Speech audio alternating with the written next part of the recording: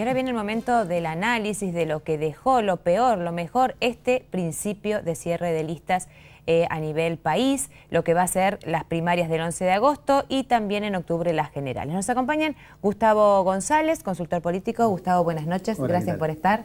Y Marcelo Miró, también analista político. Buenas noches. Muchas gracias por invitarme. Bueno, a ver, empecemos por vos, Gustavo. Massa sorprendió bastante. Sí, yo creo... Dejó de jugar. Claro, yo creo que uno puede decir que fue un buen tiempista, que manejó bien los tiempos, que manejó bien el escenario de si jugaba o no jugaba. Uno puede tranquilamente ver que el arco político peronista y no peronista entró en el juego de Massa, y todos especulando si se postulaba o no se postulaba. Yo creo que jugaba, no se sabía si por dentro o por fuera. Claro, sí. Me parece que también la otra vez que estuvimos acá, justo que nos invitaste también con Marcelo, habíamos charlado que en realidad el 2013 era empezar el 2015, ¿no? Sí. Entonces es como que está todo preparándose para lo que viene, que es las presidenciales, que a vistas de hoy es muy difícil que haya reforma constitucional y es muy difícil que haya una reelección de la presidenta Cristina Fernández de Kirchner. Entonces es como que la sensación, ¿no? Es como que Massa tampoco tenía muchas posibilidades si no se tiraba ahora, porque se había dicho tanto que iba, que dejaba descolocado a muchos. Me parece que es un buen escenario político, yo creo que hay muchas alternativas. A mí me parece bien que se esté discutiendo el 2015, y creo que hay muchas modificaciones también que vale la pena analizar o mirar, y si querés por ahí habla Marcelo y vamos viendo qué cosa nos parece. A ver, Marcelo. Bueno, sorpresa a mí no me parece que haya sido tanta. Nadie podía imaginarse que Massa iba a generar semejante cantidad de expectativas y no iba a presentarse. Me parece que en un determinado momento él ya sabía que se iba a presentar, pero vio la ventaja de seguir siendo una expectativa y no una realidad. Porque se transformó en el centro de la información sin ser protagonista. Digamos, es una persona que en los últimos 2 meses no dio notas, no estuvo presente en casi ningún lugar y sin embargo fue el centro de la atención. Y a lo mejor porque no había figuras importantes tampoco. Entonces, él era la única novedad. Era la única novedad. Era la única novedad porque implica seriamente una ruptura del oficialismo. Claro. Entonces, era una novedad. Me imagino que ahora, obviamente, estamos en una etapa de acomodamiento en el cual vamos a ver cómo después de la polvareda se asienta todo esto y qué es lo que queda de cada una de estas cosas. Porque también una cosa es ser candidato virtual y otra es ser candidato real y en competencia con sectores que obviamente él tiene disputas con varios sectores por el lugar que eligió transitar, ¿no? Digamos, decir, Massa no eligió ni ser, como dice él, antigobierno, ni ser una persona que está con el gobierno, sino que él cree que hay cosas que están bien y cosas que están mal. Bueno, que no deja de ser una especulación, y esto sí podemos mirar hacia el 2015, porque, bueno, yo lo decía en bloques anteriores, el hecho de que a él le vaya muy bien en este 2013, y ya está, es el candidato presidencial del 2015. Claro, y sí, bueno, pero es una especulación razonable de alguien que viene de adentro del gobierno, con lo cual, digamos, inclusive él está limitado para criticar al gobierno, porque ha sido una parte consustancial de este gobierno en muchos aspectos. Pero bueno, él cree que es una etapa en la cual tienen que venir algunos cambios y también cree que es su oportunidad política. Esto es así, digamos, indudablemente que es así. Ahora, lo que yo te digo es, digamos, él va por un lugar. Hay que ver qué es lo que lo dejan hacer los demás, porque no sé, uno no juega solo en política, ¿no? Juegan todos. Y a mí me da la impresión de que esa voluntad de él de no mantenerse demasiado lejos del gobierno atenta contra los deseos del propio gobierno, que es este señor que apareció nos está disputando un espacio de nuestro electorado, nosotros vamos a decirle a ese espacio de nuestro electorado que él no lo va a representar ni va a garantizar las cosas que nosotros garantizamos. Él en esa disputa va a tener que tratar de no pasarse tampoco al anti-kirchnerismo total, como dice él, porque el gobierno lo va a poner contra la pared en algunos aspectos. Ese es el dilema y hay que ver, digamos, cuánto aguanta Massa y qué habilidad tiene el gobierno para esto también, porque el gobierno se ha mostrado poco habilidoso en este proceso electoral que se inició este año ya, ¿no? Sí. Digamos, no está Kirchner, que era el gran organizador, el gran armador. Me parece que dejaron que pasaran demasiadas cosas y vamos a tener como elemento central en la campaña de la provincia de Buenos Aires el protagonismo de la presidenta. Entonces, el protagonismo de la presidenta ¿juega a favor o juega en contra del gobierno? Porque hay mucha gente que está en contra de la reelección de la presidenta. Claro. Y el protagonismo de la presidenta va a confirmar que muchas de las cosas que dice Massa en contra del gobierno, como estoy en contra de la reelección, las va a confirmar. Ahora también, si la presidenta no protagoniza, después de haber puesto candidatos que no son conocidos en la opinión pública o no queridos, no tiene ningún destino electoral. O sea que estamos encerrados en un dilema en el cual se va a generar todo el debate político. Bueno, ¿no? Gustavo, pero esto Massa lo sabe. Sí, yo creo... Y también lo va a aprovechar. Sí, no, yo creo que se abrió bastante el panorama, el espectro. A mí me parece que es un buen momento para la política. Yo creo que en estas elecciones van a pasar cosas también históricas, que es que los chicos de 16 a 18 años tienen la posibilidad de votar por primera vez. Me parece que hay ahí también un electorado potencial que nosotros desconocemos, sí. que creo que los partidos políticos van a empezar a mirar ese electorado, que es muy chico, y son chicos que están en la secundaria todavía, ¿no? Y que lo han tratado de hacer, algunos, ¿no? Algunos partidos han tratado de darse una política de acercamiento a esos chicos. Me parece que es un buen momento, una buena participación política. Yo creo que es bueno que se esté discutiendo política. A mí me parece que mucha gente... todavía los grandes bolsones de la población recién se están dando cuenta que hay elecciones en agosto, que son las primarias abiertas, simultáneas y obligatorias, y que son obligatorias las dos, ¿no? Y que están las de octubre, las generales. En el único lugar donde va a haber una disputa real, que era el objetivo de los pasos, es en Capital Federal. Exacto. En otras no, la provincia de Buenos Aires claramente... Los que se presentan en agosto, después se presentan en octubre. Y a mí me parece que hay, saliendo un poco de Massa y mirando un poco la oposición, a mí me parece que también hay un cambio importante en lo que es el radicalismo, con el FAP. A mí me parece que claramente desperonizaron la lista, eso me parece y eso yo creo que tiene que ver con la mirada de la elección del 2011, creo que el acuerdo... Con de Narváez, claro. Alfonsín no fue lo provechoso que fue, que pensaban ellos que iba a ser. Entonces, y en vista del 2015, a mí me parece que hoy, pasado el octubre, en noviembre, yo creo que el acuerdo FAP-UCR-GEN, lo que tiene que pensar es, si quieren hacer una alternativa real de gobierno, cómo peronizan una parte de su propuesta electoral. Porque, Adrián Pérez mismo dijo... Yo me voy con Massa. Adrián Pérez, fue el candidato a vicepresidente de Correo. Sí. Yo me voy Massa porque es una opción real de poder. Me parece que la oposición no peronista, porque recordemos que en la provincia de Buenos Aires va a haber 5 opciones electorales del peronismo. La oposición no peronista, claramente, si quiere ser una alternativa de poder en el 2015, de poder real para las presidenciales, tiene que ver qué acuerdos hace en la provincia de Buenos Aires que hoy no están. Entonces me parece que también esto ha dejado, ¿no?, la conformación de las listas, y yo creo que en eso Massa, con acuerdos con el radicalismo en Junín, con el acuerdo con Adrián Pérez, que venía de la coalición cívica, ha tratado de ampliar un espectro, y después uno lo que ve es que el Frente para la Victoria es fuertemente kirchnerista. Me parece que hay un electorado ahí muy consustanciado con el gobierno nacional, muy seguro del gobierno nacional y que va a votar.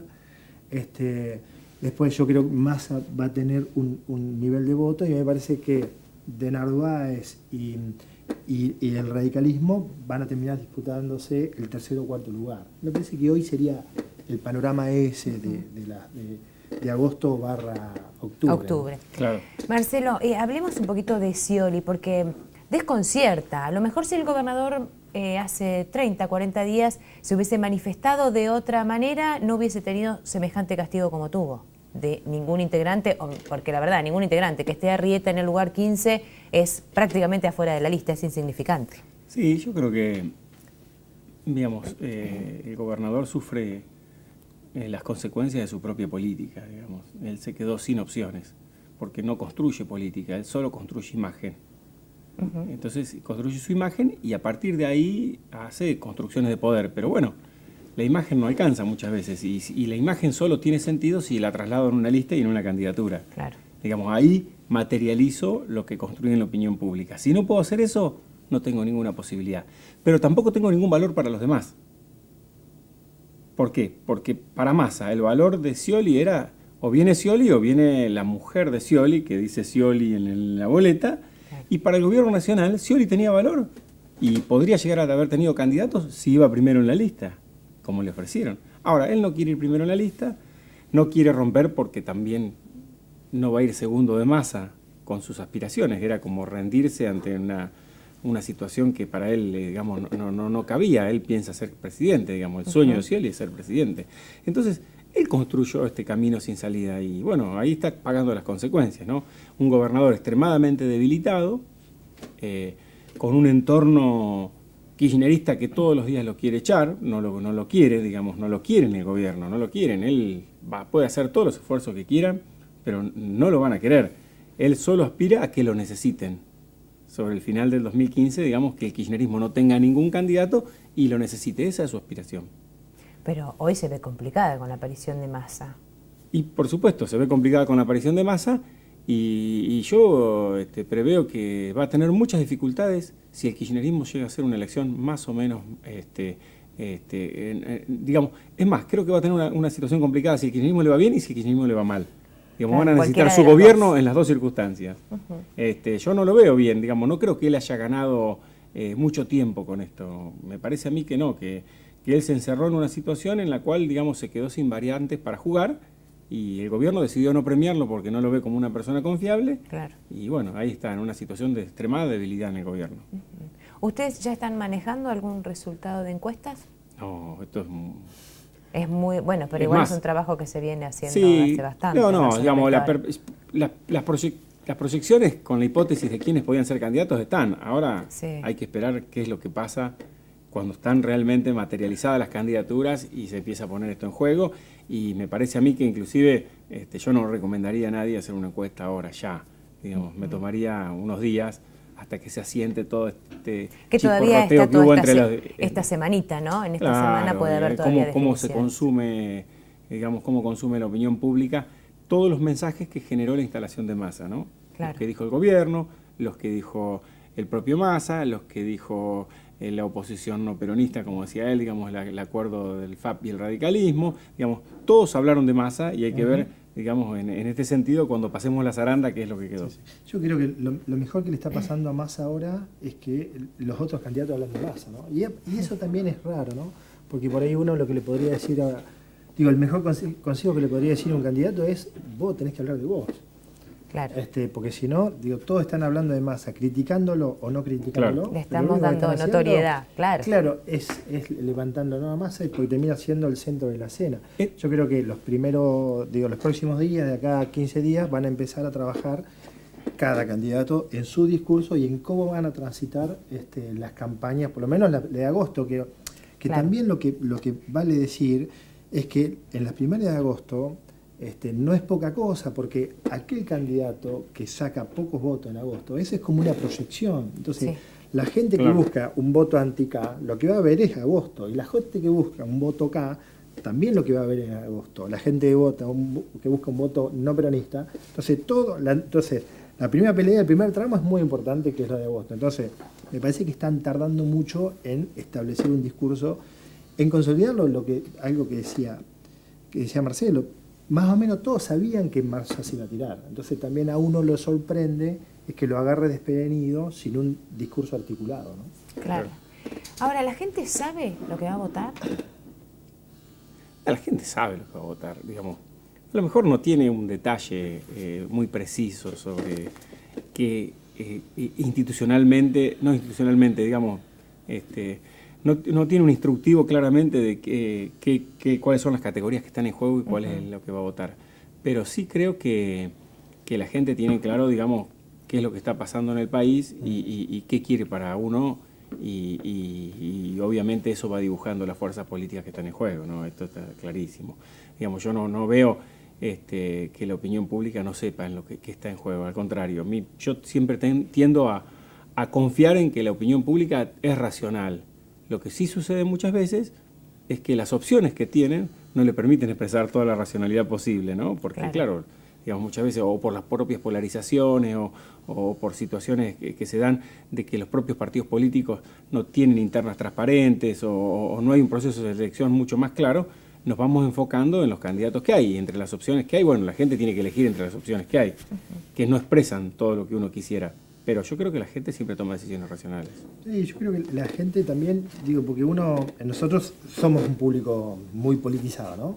Y la gente en realidad está mucho en la diaria, ¿no? Uno, digo, que tiene los hijos, que tiene la escuela, que tiene los impuestos, que tiene su trabajo. Y en realidad la gente empieza a acercarse más a la política, digo, cuando uno empieza a ver cuál es el calendario electoral. Bueno, y empieza a ver las campañas en la televisión. Porque de ahí empieza, uno va en el auto escuchando radio y escucha un micro radial de un candidato que está obligado, ¿no? La radio. Sí. Entonces ahí uno empieza a interiorizarse, hay elecciones. No, después yo creo que sí, que la gente me parece que la gente está bastante politizada, más allá de que uno está muy en lo cotidiano, pero está bastante politizada. Yo creo que hay opciones buenas, hay opciones reales. Me parece que es un buen tiempo político y electoral en Argentina, en la antesala del 2015, que se van a discutir, yo creo que grandes cosas, ¿no? Yo creo que hay una década de kirchnerista muy sólida, de mucha presencia, muy política, con muchas cosas muy buenas que se han desarrollado, que se han llevado a cabo, cosas históricas, asignación universal por hijo, que nunca jamás había pasado en el país. Me parece que lo que se está empezando a discutir es, bueno, cómo son o cómo se van a desarrollar y quiénes van a ser los actores de los próximos 10 años.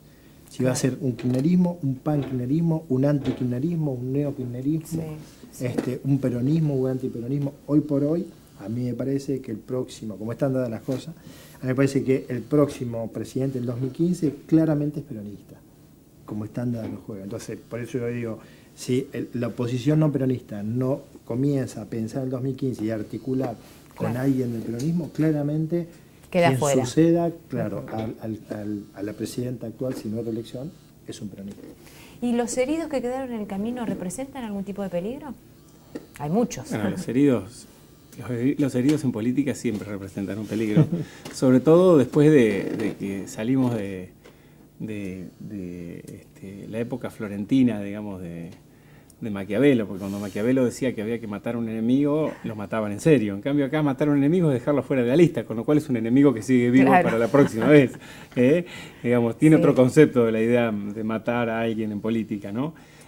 No, sí, yo creo que ha quedado mucha gente, pero siempre queda mucha gente, porque si hay algo en este país que hay, son expectativas de ser. Sí. Y estamos en una época muy compleja de